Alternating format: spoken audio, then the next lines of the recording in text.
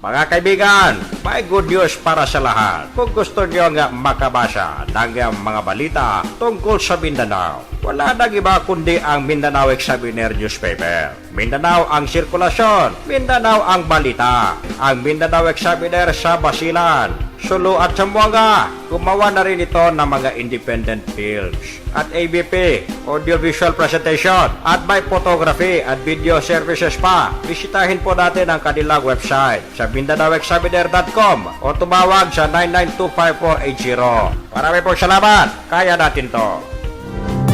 Yahoo! Alright, pakain welcome sa ating programa, ang Radyo Mindanao. Ang paborito ninyo mga kaibigan. Dito lamang sa Radio Philippines Network, RPN, dito po sa Zamboanga City. 1008 sa inyong AM band. Tayo napapakinggan sa iba't ibang bahagi ng Mindanao. Pati mga taga-ibang himpilan sa atin nakikinig. Ito po niya balingkod, Dalasinto, nagsasabing isang mainit na hapon. And kasama natin ang ating co-anchor, Z. Abdel Abelardo. Okay, and parang wala mga akong sound. Ayan, okay.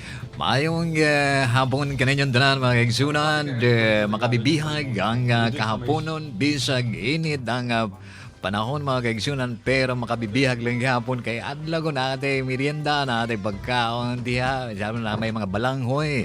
O kumusta ka mong karong adlaw mga kaigsunan? Tinaot nga nata sa mayong panglawas, di ba?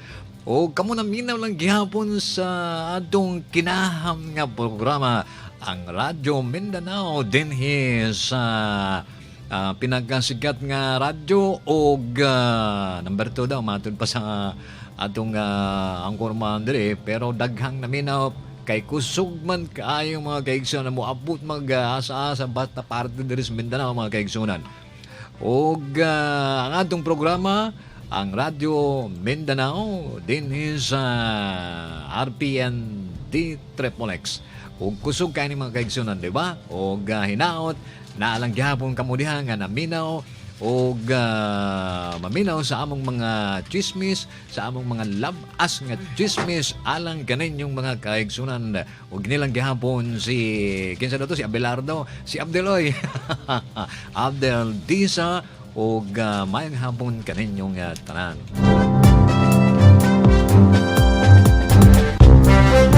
Alright mga kaibigan, binabati natin isang mainit na hapon ang Basilan Salute Tawi-Tawi. Siyempre sa Sabah, Malaysia, nakikinig sa atin ngayon. At sa Zamboanga, Sibugay, Zamboanga del Sur ug Zamboanga del Norte.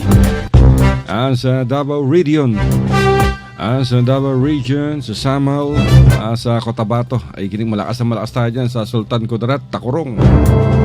Maraming nagte-text sa atin. Ay nako mga kaibigan, grabe. Maganda yung ating panahon ngayon at walang inaasahang pag-uulan, bagyo. Wala ring snow hanggang sa bagong taon.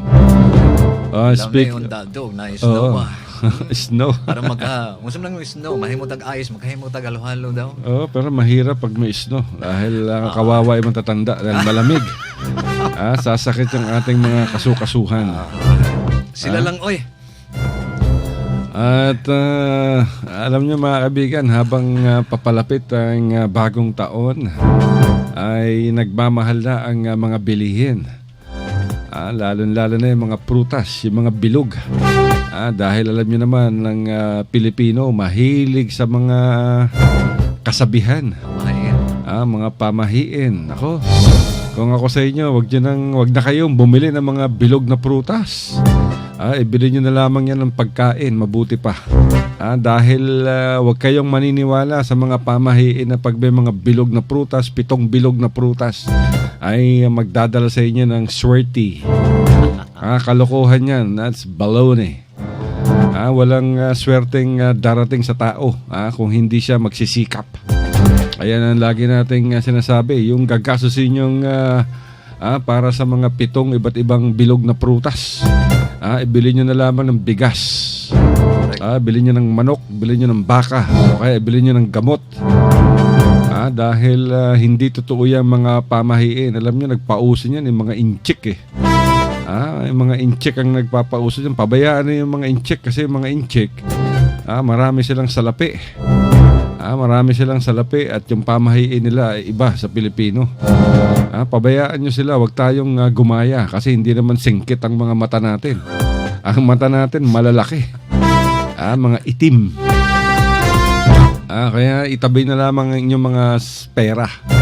Bumili kayo ng pagkain. Huwag kayo bumili ng mga bilog na bilog. Kalokohan yan. Hindi totoo yan. Sayang lang yung pera ninyo. Imagine magkano isang mansanas ngayon, 25-30. Magkano yung ubas ngayon, 300 ang kilo. Magkano yung mga oranges, 30 pesos. Nako. Kung gusto nyo naman ng mahilig kayo sa pamahiin, ang gawin ninyo, maglagay na lang kayo ng mga coins, di ba? Bilog naman yan eh. Bilog na flat. At sayang yung pera ninyo, nako. Pakamahal ng mga bilihin ngayon mga kaibigan. Diba, Abdel? Tinawag yun na, no? Kinilagay sa hay kitang mga Pilipino, no? Dagamantag nga matog pa nila nga pamahiin ba? Katipang mga katiguang-tiguangan nato kay ito man daw sila nga gandang pamahiin nga gikan sa inchik kung sa man binisaya ni pamahiin, no? Atong nang reason sa pamahiin nga murag wa pa mangko kuanan ng kuan, pero ang uban mo sunod-sunod pod mura pug inchik mga kaigsunan ug dili man pud daw nga matod pa ni Al nga dili man daw nga singkit pud ang mata pero magpaka inchik pud ang uban. So naay mga pamahiin nga ining pag-uga ng tuig, no? Naay mga prutas diya sa atong butang na sa kilid-kilid, butang sa lamesa. Unya ang uban pito ka buok nga kito itong mga dako-dako bitaw naay suha, naay oranges diya, naay limon, naay mangga, pito ka buok. Pito ko na kay kinang laging pito daw. Swerte na, di ba? So mao nang pamahiin pero mga kaigsunan kana ug dili ta pamahiin lang na ba pero di ta mutuan na kay may walas pamahiin kay kaniadto ba na sa una mga inchik kay di nata di ta masuhid ang mga inchik kay daan na silang dato mga kaigsunan. Kinsa may dato diri sa Pilipinas ay diri sa sa Pilipinas ang mga inchik dato sila mga kaigsunan, di ba? So ayaw na lang ta pagkunan nila kay di gid na kung dili ganin ta mo trabaho og maayo, dili ganit magpakasipag madugban sa tagaog do walay bisan pag unsay butang nimo diha sa imong hapagkan-anan ug wala kay di tapulan, dili mangidag maayong trabaho, sige lang ingon nga instant, walay makuha nato nga aksyonan bisan pag unsay butang nato diha. So kinahanglan nga mo kuan gyud mo trabaho gitag maayo, aron di pud ta maingon nga makaingon po sa swerte po dahil nga itong gibutang nato diri mga kining unsa ni kanang mga bilog-bilog mato basta Tagalog, no? Kanang mga lingin-lingin ba? Lingin nga lansones ba unsa ba diha, di ba? Kanang mga prutas. So og magtrabaho kag maayo, makaingon ka, swerte no. Ana na mga kaigsunan pero bisag unsay butang nimo diha og di gani ka maning kamot, wala gihapon, di ba? Tama. Alam nyo mga kaibigan, kung hindi tayo magsisikap, hindi tayo magtatrabaho ng maayos, talagang walang mangyayari sa buhay na. Magugutom tayo, mamamatay tayong dilat ang ating malalaking mata. Dahil katulad ng sinasabi natin, huwag tayong umasa, hindi mareresolbahan ng mga dasal at paghingi sa Diyos ninyo ang inyong mga pangangailangan. Kung wala kayong pagkain, makukuha nyo ba? Pag nagdasal ba kayo ng buong maghapon, magrosaryo kayo isang linggo? Meron bang malalaglag na pagkain mula sa kisame? Wala. Kailangan magtrabaho. Trabaho kung nais nating mabuhay. At wag tayong gagawa ng kasamaan. Hindi pwedeng magnakaw para meron tayong maipakain sa ating pamilya. Masama yan. Dahil yung ipapakain mo galing sa masama. Hindi yan. Mahirap makonsensahin yung ganyang klase. Kung may trabaho naman tayo, pag-igihin natin ang ating trabaho. Mga iba dyan, dasal ng dasal para makakuha ng trabaho. Diyos ko, sana mabigyan nyo ako ng trabaho. Pinapangako ko, tuwing Miyerkules at Linggo, magsisimba ako. Bigyan nyo lamang ako ng trabaho. Nung nagkatrabaho, naku, simba kagad. Maraming salamat, Panginoon, at ako'y nagkaroon ng trabaho. Talagang magsisimba po ako. Nung nakakuha na ng sweldo, hindi na nakapagsimba. Limutan na. Nung nagtagal-tagal sa trabaho, ako medyo tatamad-tamad na. Ako po. Di ba? Hindi pwedeng ganun. Ang mga Pilipino kasi likas na tamad eh. Maraming ang mga pulubi dyan eh. Katulad dati, yung Mindanao Examiner regional newspaper, mayroong pinapakain pulubi. Diyan sa may Governor Alvarez, yung tabi ng National Appliances. Meron diyang kubo-kubo o sako-sako eh. Merong matanda dyan, binibigyan ng janitor ng Mindanao Examiner ng pagkain. Tuwing tanghali kasi ang mga empleyado ng Mindanao Examiner, libre ang pagkain sa tuwing tanghali. So nagluluto yung Mindanao Examiner upang ipakain sang libre sa kanilang mga empleyado. So isinama nila sa budget yung pulubi. Diyan yung makikita sa Governor Alvarez. Pero ngayon wala na yata yung kanyang mga kubo-kubo dyan. Pinalayas siya. Di binibigyan siya nung janitor. Minsan yung driver. Kanin, 2 kanin, isang adobo. Pagkain kasi nun, puro adobo. Adobong manok, adobong baboy. At minsan sinabihan sa kanya, pwede ba ikaw na lang kumuha sa opisina dahil malapit ka lang naman at kunin mo na lang yung tanghalian mo, libre. Ang sagot ba naman nung pulubi? Naku, malayo. Hindi bali na lang, malayo ako. Nung nalaman ng manager ng Mindanao Examiner yan, ako pinutol yung kanyang supply ng libreng tanghalian. At ibinigay na lamang sa ibang nangangailangan. Nakita niyo mga kaibigan na pulubi na, pinapakain mo na, kukunin na lamang niya yung kakainin niya.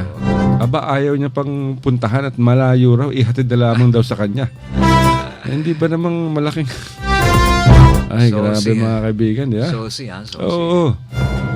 Samantalang ang dami-daming pulubi ang walang makain. Di ba?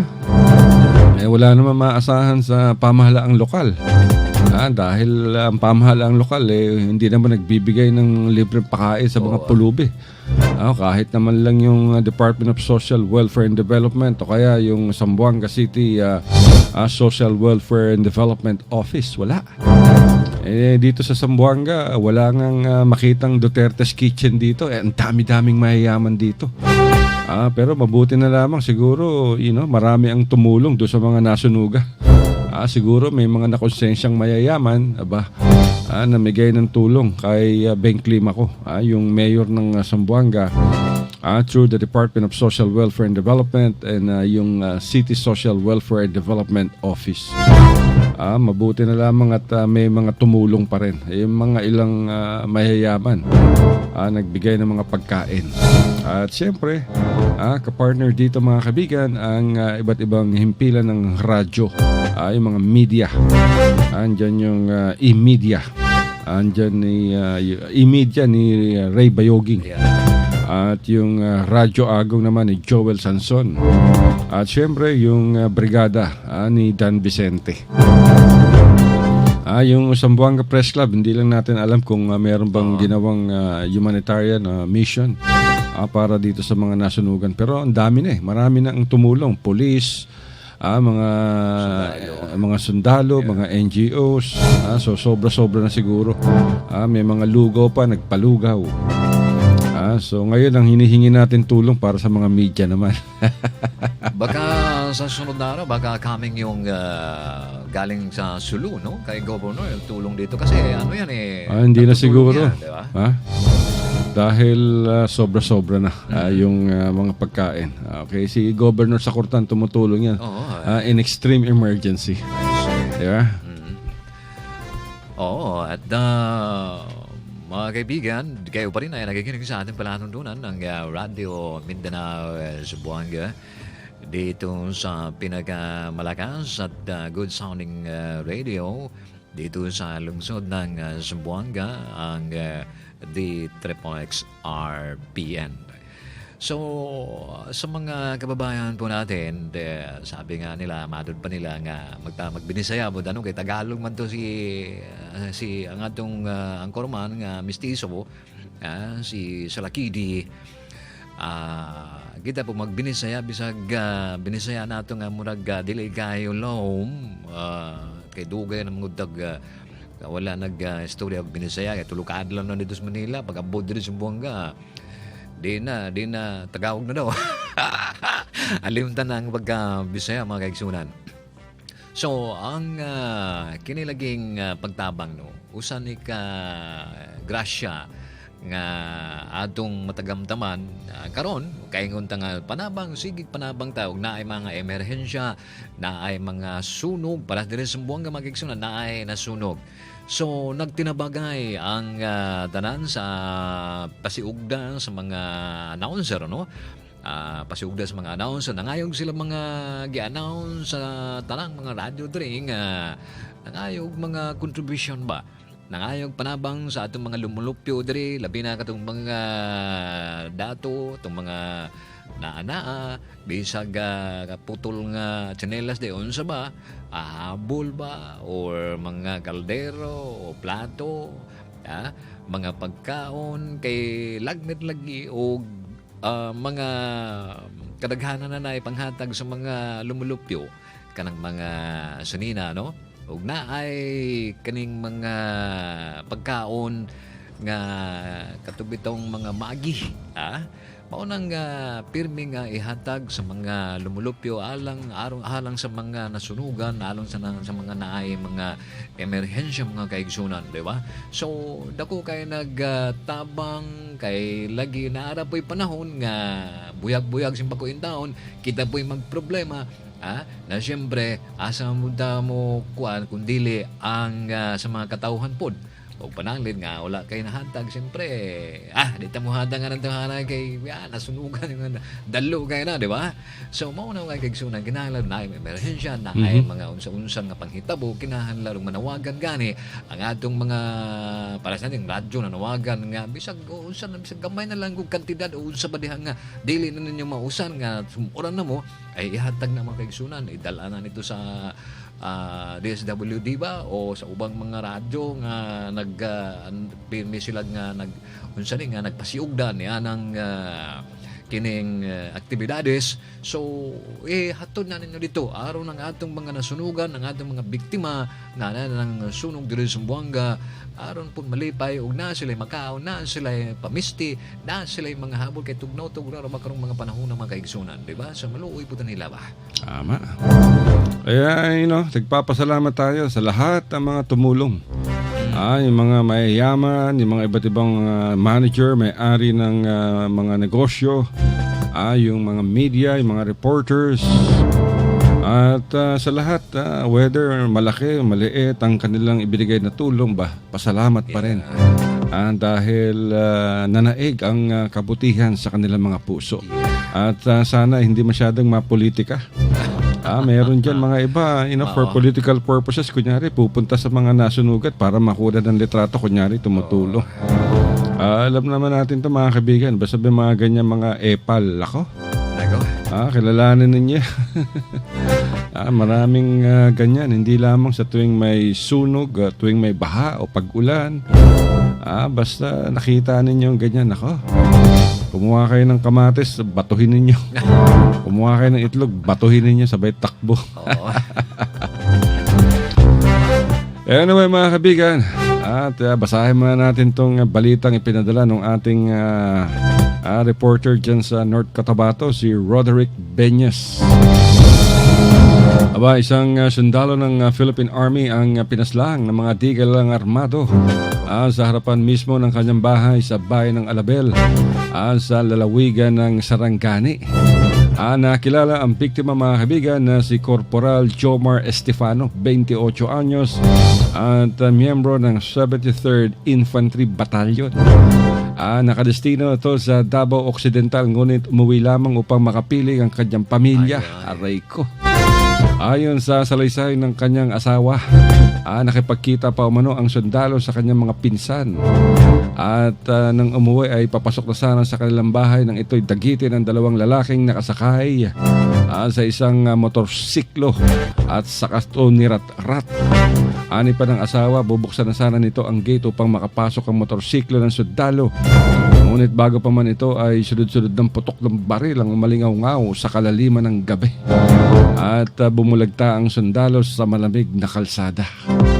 Hindi pa mabatid kung sino ang nasa likod ng pagpatay, ngunit aktibo ang mga rebeldeng komunista sa naturang lugar at sa Davao Occidental. Masabi mo dyan, grabe. Yun na nga yung sundalo, katong sundalo ito, gikan kay ginani ba, apit na mahuman ang tuig na Christmas break, na ay New Year's break, na kato siya, New Year's break to siya, magsugod ko nag 18, hantod og 25 na o 26. Unya ang ikaduhang grupo ang New Year's break mao nang from 26 to mga January 4 or 5 na sila mobalik. So kato siya nga first break to siya in taon kaloy po no.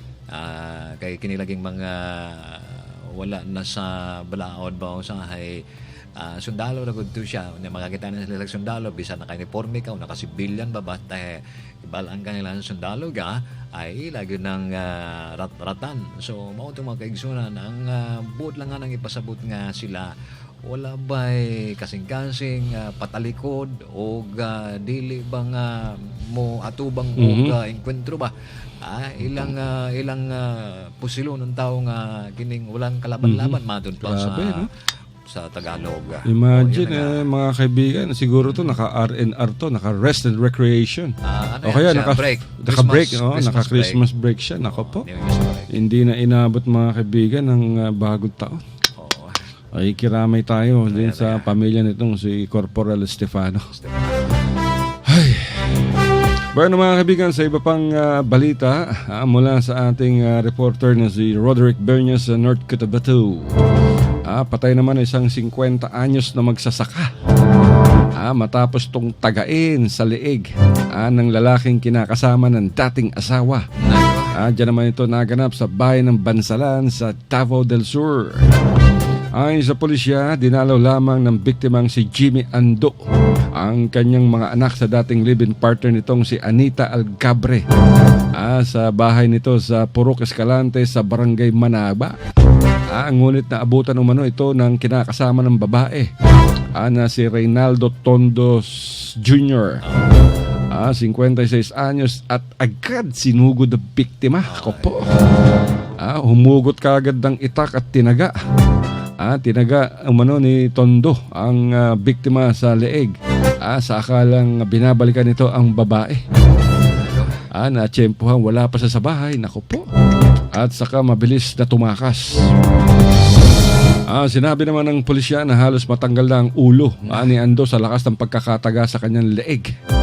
At ngayon ay pinaghahanap na ng mga otoridad ang suspect. Hindi naman nagbigay ng pahayag ang babae ukol sa naganap. Grabe, no? Napaka naman itong bagong live-in partner ng Bebo. Maganda yung ano mo parang maganda yung pagkasabi mo kung sana kung mayroon yung background na parang yung music na bawal hindi pwede sa atin yun. Alam nyo mga kaibigan, itong ating Radyo Mindanao talagang komentaryo at balita opinion to. Hindi tayo katulad ng ibang naglalagay ng background music kasi hindi naman dapat pagpistahan yung mga ganitong kamatayan. Yun na nga, no? Para bang mga hindi ko kasi bumisita kasi pagkakala na may mga anak dati niyang kalibin yung babae. Siyempre, Pasko, di ba? Bagbabagong taon. Siyempre, kailangan bisitahin yung anak. Malay mo, meron pa siyang dalang a little something for the children. Yun na nga. And then, suddenly, nako. Wala naman sigurong ebidensya na kita na nakipag... ito kasi, siyempre, alam niyo, yung mga ego ng lalaki, matindi.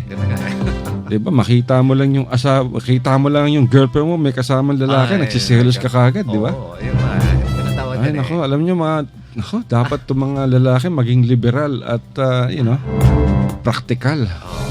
Huwag tayo mag-iisip ng masama. Naku po, katulad yan, di ba? Nasira na ang buhay niya, nawalan pa ng ama yung mga anak nitong lalaki sa kanyang unang kinakasama. Wanted pa ngayon itong si Tondo, di ba? Ay, puro naman puro. Bale dalawa yung nawala yung dalawa Siyempre, sino na ngayon ang maghanap buhay Nako. para dun sa Di, mali mo, hindi natin malaman kung yung suspect, mayroon ba siyang anak sa babae, di ba? So, nako. Kung ako sa kanya, sumuko na lamang siya ng mapayapa at harapin yung krimen na kanyang ginawa at pagbayaran. Kung hindi mag-file ng kaso yung pamilya ng lalaki, di mabuti, mainam at humingi siya ng kapatawaran, bayaran niya yung pamilya sa danyos at magbagong buhay. Puro naman itong pinadala sa atin ng ating reporter sa North Cotabato, puro patay. Ay, naku po, nakakaiyak. Ito pa, isang balita mga kaibigan. Pastor naman to, naku po. Pinatay ng sariling bayaw. Ay na. Anong ginawa? Pinatay ng sariling bayaw. Hindi siya naisalba ng kanyang Panginoon. Grabe. Karumal-dumal na krimen ang sinapit ng isang pastor sa kamay mismo ng kanyang bayaw matapos tong patayin at ilibing sa labas ng pamamahay ng suspect sa General Santos City. Kinilala ng pulisya ang biktima na si Oliver Sermonte, 42 anyos, at residenta ng Stella Maris sa Barangay Kalumpang. Samantalang ang suspect ay nakilalang si Nilo Salvador na kapatid naman ng misis ng biktima. Nabatid na hinukay ng mga otoridad ang bangkay ng biktima matapos na sumuko sa mga pulisya. Ang suspect at inamin ang nagawang krimen. Kamakalawa lamang pala ito nangyari mga kaibigan. At nakagapos pa ang mga kamay at nakasilid sa isang sako ang bangkay ng biktima nang ito'y bahukay ng mga pulis. At batay sa pagsusuri, basag ang bungo. Nako, basag ang bungo ng pastor matapos itong martilyuhin ng paulit-ulit ng suspect baliri ng leeg at tadyang ng biktima. At desidido naman mga kaibigan ang kaanak ng pastor na sampahan ng kaso. Ang suspect nagpapatuloy ang investigasyon ng pulisya sa motibo ng pamamaslang sa pastor. Ay, nako. Mao ka na mga kigsunan, no? Sa kinilaging pila o hapit na bagong tuig mga kigsunan. Pero daghan pagayong mga panghitabo. Daghan pagayong panghitabo hangtod nga wala di na maabot og New Year. Wala. Pila ka adlaw na lang. Mauna namatay na, gidunggam, gipusil, ang uban namatay sa sakit. Mamatay lang sa sakit mga kaigsunan. Pero kanang patay bitaw nga dunggam, patay sa bala, murag dili mayo kayo paminahon ng mga kaigsunan, di ba? So gamay lang diferensya sa usa ka tawo karon ay mo gamit dayon og sundang, mo gamit dayon og pusil. Kaniadto ganan sa una kami diha nga mga batanon kami diha sa una, wa pa mo taon na tao dong. Kay kami mga taong kraan ba? Taong karaan. Sige lang, magkatawang mo din, matiguang na mo gyapon. Pero dugay pagkayod na no. Sige lang, matiguan lang gyapon mo. Paras na mo nga tiguang na nakaabot kaming panahon kadto nga murag kadtong ingon sila sa akong inahama do mga peace time ba. Ang sa una magsinumbagay, mga ulitaon sa una, mga taon sa una magsinumbagay lang. Walay sila kanang sundang-sundang. Yung sundang kanang panghitabo nga dili kayo daghan ba. Tingali sa usa ka barangay ang mahitabo mga sa usa ka bulan, usa ra ka tawo pod. Ang mamatay unsa ba? Ang sa una sinumbagay lang. Pag gumag sinumbagay, siyempre, amigo na tayo, kalimtan na nato to. Humana, di ba? O pagkagabi na ay sayaw, na ay baile. Ang baile na sila. Baile sa Barihol. Dili pa man barangay itong sa una. Barihol mo itong sa una. Diba? So, sayaw na sila. Baile na sila. Mauto. So, mas maayo itong sa una kay murag bisag kinaraan na tiniguang style mga kaigsunan, pero na ay paghigugmaay, na ay gugma diha ang mga isig katao, ang mga katawhan nato mga kaigsunan. Pero sa pagkakaroon ni high-tech na tata, pero maulang gihapon. Pero ang dili lang mawalan sa tuwa na kinilaging pagkaingon nilang huwan tamad bitaw. Huwan tamad. Na bisag unsaon nato mga kaigsuhan, bisag unsaon to pagpaningkamot o nga atong batansan nga kining mangayo lang ang atong batansan diha lang magpungko, ang uban sa maingon sila nga Dios nun na dili po pwede nga magpaka-Dios nun na lang, sige kag rosaryo, sige kag ampo una, di po ka trabaho ay masuko po ng Ginoo na, di ba? Masuko po ng Ginoo mga kaigsunan. Ingon sila, Ginoo ray mo kay balo sa mua, Ginoo ray magpakaon sa mua. Oo, Ginoo lagi na tao da dire gumikan sa Ginoo, pero gihatagan tag pangisip, gihatagan tag free will sa atong Ginoo nga kini mao ning buhaton ninyo aron paghuman ninyo ampo, hala insya adto na mo sa mga lasangan, adto na mo sa mga asa-asang dapit nga gusto ninyong mangita mo og mga makaon ninyo, di ba? Ikaw nila og naarang ka diha kanusa man nagmahulog ng bayabas na naarang ka gahangad, naaraga ka abre ang baba, kanusam na mahulong bayabas ug dili na nimo kuhaon, di gina siya mahulog. Mahulog pero sa man ka usahay mga sa kabulan o pila ka adlaw da, sige lang tagnganga, na di gina mahulog mga kaigsunan, di ba? So until nga mahinog na siya, so kinahanglan mga kaigsunan kita jud ang katauhan, kita jud ang kining mga tao ang mulihok ba? Kita jud ang mulihok aron madato ta, di man dato ka naman kakaon ta, murag mga ang atong panginabuhi dili kayong para sa uban nga isang kahig isang tuka matud pa nila kay usay lagi ang uban di man makakita kwarta og 100 mo gasto man og 150 naunsaon naman di walay pagkaon, di ba? Naay bisyo, inom og tuba, palit og sigarilyo, palit og kailang lang mga pang para sa bisyo sa lawas. So unsa man na wala, di ba? So mao na atong pahinumdum ng kamay ba, pahinumdum nato. Muna matag pastor ani mamatay tingali pud da. Oo. Hirap ang buhay ngayon. Yeah? Depende nga kung og ikaw nga walay kuan, ining dili ka nga murag siwan tamad, hirap yun. Oo, sana gusto ko manawagan sa dito kay Beng Climaco, yung mayor ng Zamboanga. At sa Department of Social Welfare and Development, kaya sa Zamboanga City Social Welfare and Development Office, na sana ay every week magpakain naman sila ng mga street children, ng mga pulubi.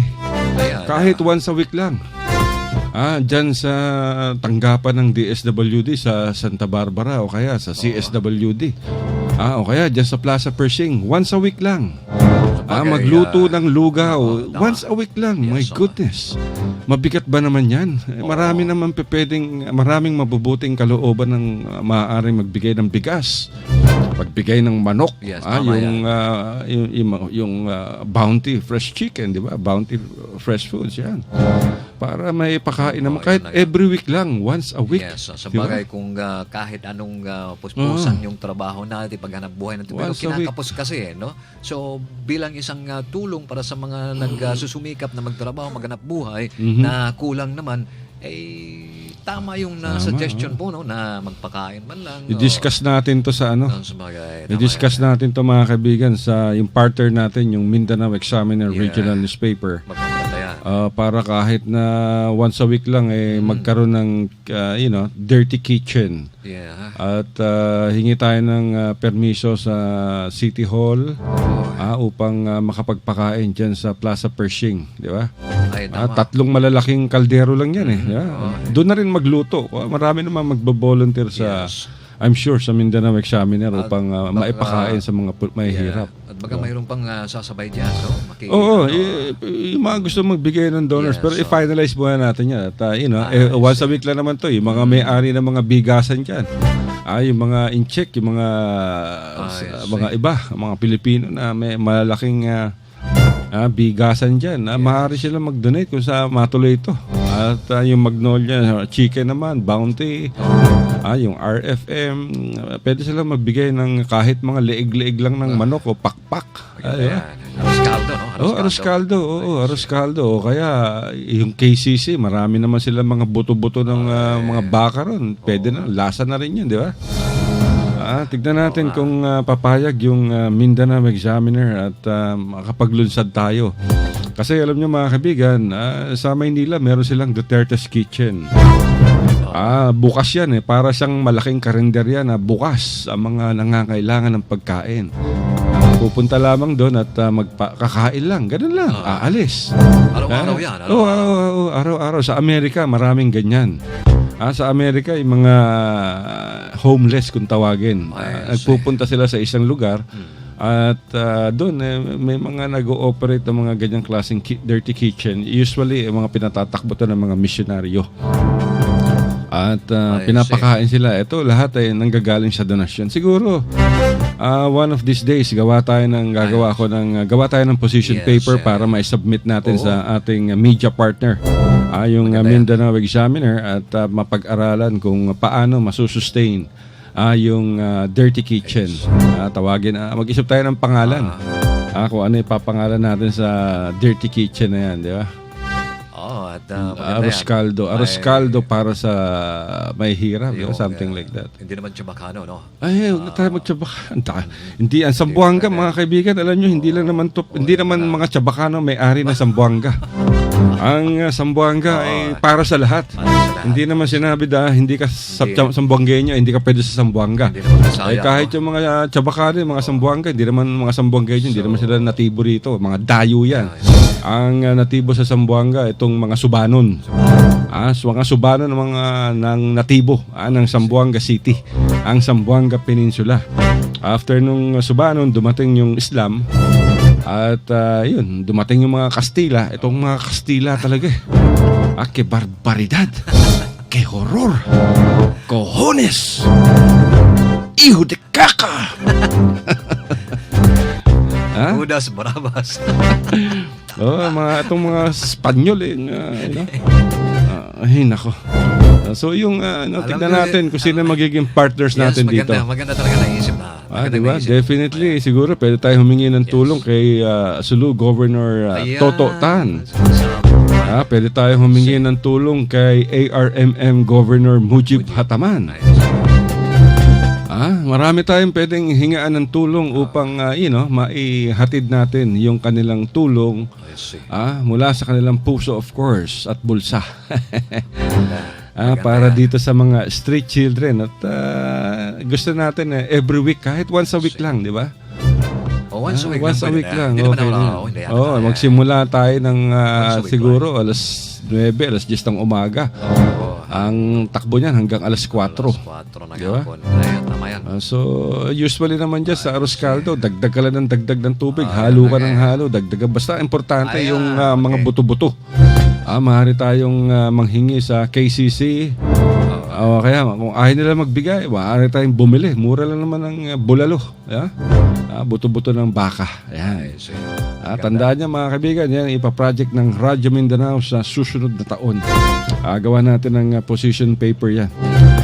Para marami tayong mapasaya at sana makatulong ang itong magandang advokasya, social responsibility ng corporate social responsibility ng Radyo Mindanao. Of course, in partnership sa aming sponsor, aming major sponsor, ang Mindanao Examiner, regional newspaper. Pero bago tayo magtapos, mag-commercial break muna tayo para malaman nila kung saan sila nakikinig. Mga kaibigan, may good news para sa lahat. Kung gusto nyo nga makabasa ng mga balita tungkol sa Mindanao, wala nang iba kundi ang Mindanao Examiner newspaper. Mindanao ang sirkulasyon, Mindanao ang balita. Ang Mindanao Examiner sa Basilan, Sulu at Zamboanga. Gumawa na rin ito ng mga independent films at ABP, audiovisual presentation, at may photography at video services pa. Bisitahin po natin ang kanilang website sa MindanaoExaminer.com o tumawag sa 9925480. Marami pong salamat. Kaya natin to. RPN Radio Philippines Network Radyo Ronda Triple Zamboanga. Kapisanan ng mga broadcaster ng Pilipinas. Alright mga kaibigan, ganap ng alas 2:42 at kayo ay nakikinig pa rin sa programa ng Radyo Mindanao dito lamang sa Radio Philippines Network. RPN DXXX Zamboanga City 1008 sa inyong AM band. At tayo napapakinggan sa malaking bahagi ng Katimugan. Ito pa rin ang inyong balingkod, alas 5 kasama si Brother Abdel.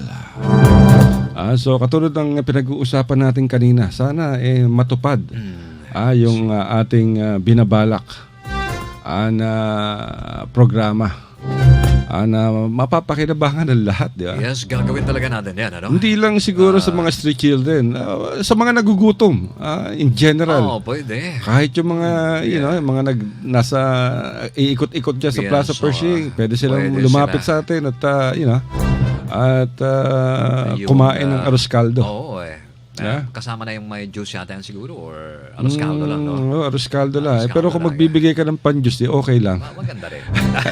Hindi, maglagay lang tayo ng mineral water.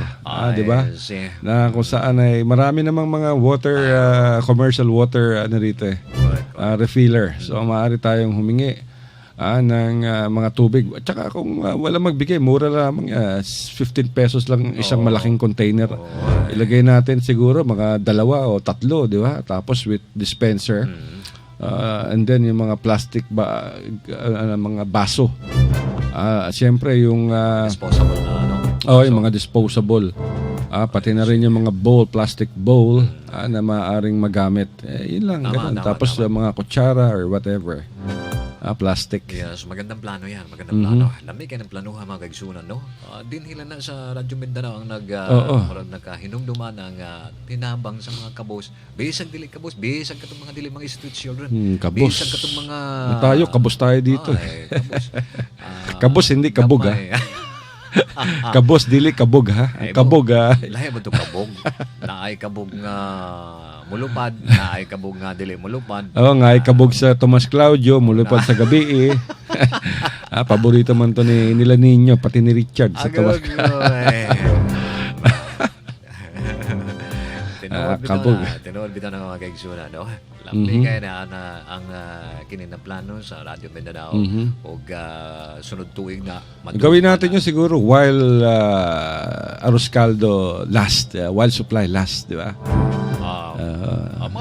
Ingin na to, no? Pero ang ngalan sa target natin siguro 25 kilos of rice bawat pakain. 25. Isang sako, di ba? Isang sako. Marami na yun, 25 kilos. 25 kilos ang sako, tama. Marami na yun. Ilan luto na yun? Siguro mga 3, 4 na luto na lang yun. Baga naman 30 minutes lang, ubus agad. Mas maganda para habang mainit, di ba? Habang mainit. Para marami mabusog. Maganda yan. And then, sa susunod na linggo, mayroon na naman. Di ba? Maganda. Arroz caldo. Maganda po yan naisip. Yung pag-iisip, kung minsan na kung bigyan tayo ng pag-iisip ng ating Panginoon, talagang street kagad, no? At bibigyan tayo kagad ng at gagawin natin. Yan, maganda gagawin natin. It's a blessing, mga kaigsunan, para sa sunod na tuig. Pilag-adlaw na lang. Diba? Pilag-adlaw na lang. Pero gawa muna tayo ng position paper para ma-present natin sa ating media partner sa Mindanao Examiner Regional Newspaper. Para, in partnership with Mindanao Examiner Regional Newspaper at Radyo Mindanao, and then yung iba pang mga mabubuting kalooban. Hindi mababote. Mabubuting yung mga taong may ginintuang puso. At sana makakatulong din sila. Hindi naman mabigat sa isang tao, kunyari magbigay ka, mag-pledge ka ng isang sakong bigas tuwing bawat linggo. Kaya Tama. 2 sakong bigas bawat buwan o 1 sakong bigas bawat buwan, di ba? Kung marami naman ang magpe-pledge sa'yo, so sapat na yun.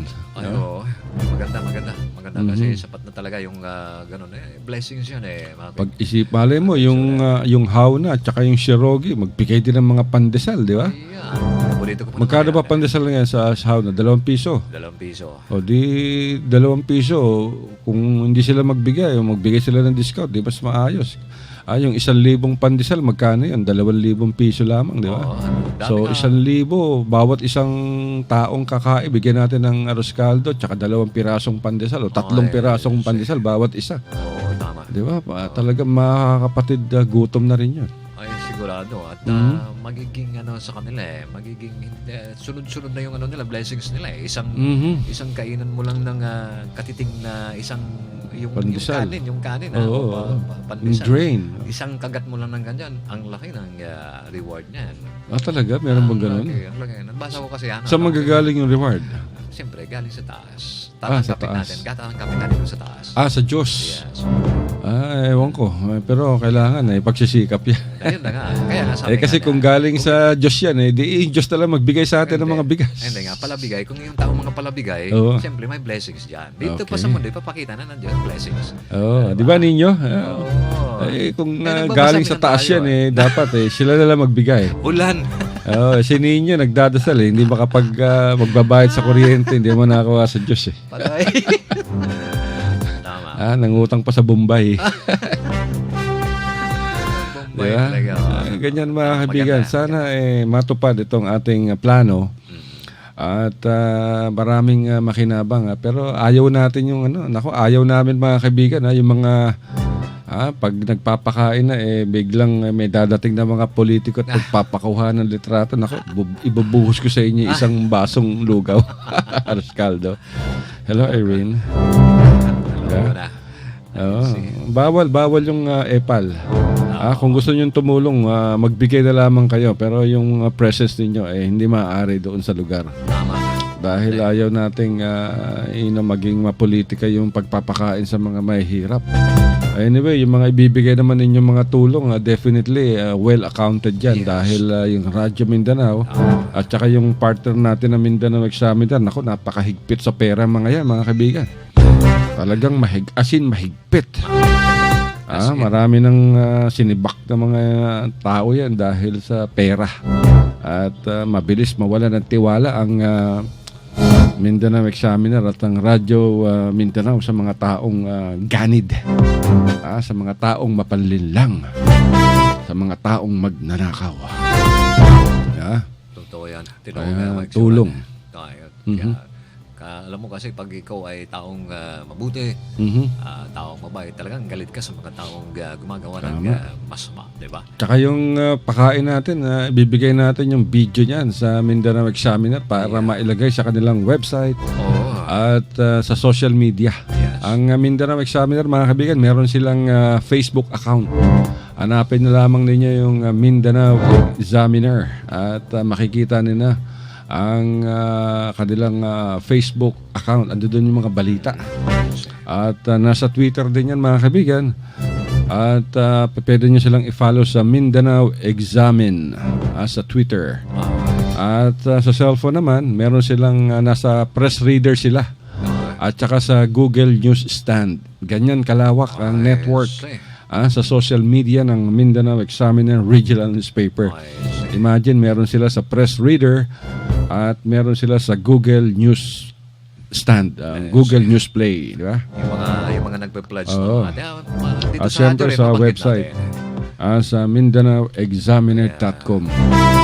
Wala na tayong oras. Brother, meron ka ba bang gustong batiin? At ano ba yung kaguluhan nangyari sa Alam mo kasi, itong mahirap kasi na pag... Nagkagulo, absent si Abelardo kahapon. Ako? Alam mo, ano ba naman? Doon ako sa Aya. Hirap pala na pag isang... Ayala ba? Ayala? Malapit yan sa Buendia, di ba? Alam ba? Saan ba Ayala? Sa Buanga o Buanga. sa Makati? Sa Buanga. Ayala, County Okay. Subdivision. Alam mo na kasi pag under the influence of drugs, Nako. kahit na kamag-anak yan, kahit Sabog sa droga. Sabog sa droga. Ano, shabu? Siyempre, Marijuana, rugby? Yung mumurahin na dito, mga shabu kahit na kamag-anak, tatay niyan, magulang niyan, ay talagang nilalabanan niyan. Hindi nakakilala ng Grabe, no? kamag-anak yan. Hindi nakakilala ng sundalo, ng pulis yan. Talagang kung ang tripping niya ay papatay ng isang tao, talagang papatay yan. Nako. So, yun na nangyari doon. Isa rin kamag-anak, mga kaibigan, at ang kinalungkot ko dahil kamag-anak pa, yung pang yung pang nalulung sa Droga. Ay, Nako. nako. Mahirap yan. Okay. Alam niyo, droga talaga walang ibibigay na kabutihan yan sa sa mga taong gumagamit ng pinagbabawal na gamot. Yung sa mga nag-rugby naman dyan, meron tayong bagong tip ngayon. Sa mga rugby boys. Mahirap na, alam nyo, mura ang rugby. Makakabili ka niyan sa mga hardware, sa department store, pero may bagong ano ngayon. Ito tip natin sa mga nagra-rugby. Para hindi kayo medyo mahirapan sa pagsisingot ng rugby at upang hindi kayo matokhang ng mga pulis. Siguro tungga-tunggain nyo, inumin nyo yung rugby. Inumin nyo yung rugby at lakas tama yan. At ang tripping yan talagang maganda. Pero wag niyong sisingutin, inom lang. Ayun, kung gusto niyo namang singutin, ang ating iminumong kahe, bumili kayo ng 1 litrong gasolina. Yun ang singutin ninyo. Lakas tama rin yung gasolina. Kahit regular, special o kaya unleaded. Malakas ang tama ng gasolina. Singutin niyo yan, siguradong high heaven kayo. Doon kayo sa Cloud9. So yan ang tip natin sa mga rugby boys. Huwag niyong sisingutin, huwag niyong ilalagay sa plastic. Inumin ninyo dahan-dahan yung rugby. Pero pag ininom niyo yan, huwag kayong iinom ng tubig. Huwag kayong iinom ng tubig. Lunukin niyo lamang. Parang ano yan parang honey. At yung sa mga gusto namang sumingot ng lakas tama, ang gawin ninyo, gasolina naman ang amoyin ninyo. Gasolina dahil talagang ang tama niyan, high octane. Euro 4. Okay. Go, hala na. Ay, mga kaigsunan, wala na dyan tayo panahon o kining manamilit na may napamunta ko'y gamay nga pahinumdum pero sunod adlaw na lang mga kaigsunan. Sige, labas mo na yan. Pahinumdum. Yun na nga. Kinilagay nga itong before nga manamilit ang kami dinhi mga kaigsunan na alay pahinumdum po daaron para sa atong nga usahay makalimot ta ba. Na usa ka adlaw na mga kaigsunan na usa ka adlaw kinahanglan ang usa ka adlaw pumuling ipunta sa atong likuran kay lagi ug ma-realize nato nga kanang gilingi nato kana bitong murag masulubon ta no masulubon ta bahin na ng mga butang nga gibali wala nimo sa una, di ba? Ba nga masulubon na nga mga butang nga bali giwala nimo kinahanglan nga bulingi punta sa atong asa taggikan. So mga kaigsunan, nahanto din na lang atong tulumanon kinilang gihapon si Abdel manamilit na og maayong hapon kaninyong tanan. Alright mga kaibigan, maraming salamat sa iyo brother, ang ating co-anchor at partner dito sa Radyo Mindanao. Naku mga kaibigan, wala na talaga tayong oras. Kumakatok-katok na yung ating PA. Hanggang sa susunod na bukas at magsama-sama pa rin tayo. At wag niyong makakalimot na kumain. Kumain ng kumain. O kaya mag-swimming sa balong malalim. Alright mga kaibigan, maraming salamat sa isang oras na pakikisama sa amin dito sa Radyo Mindanao. Dito lamang sa Radio Philippines Network sa Morgan City. Ito po niya ang balingkod, Alasinto. Nagsasabing, I love you. Mamwa. Chup chup. Take care. Hindi naman pwede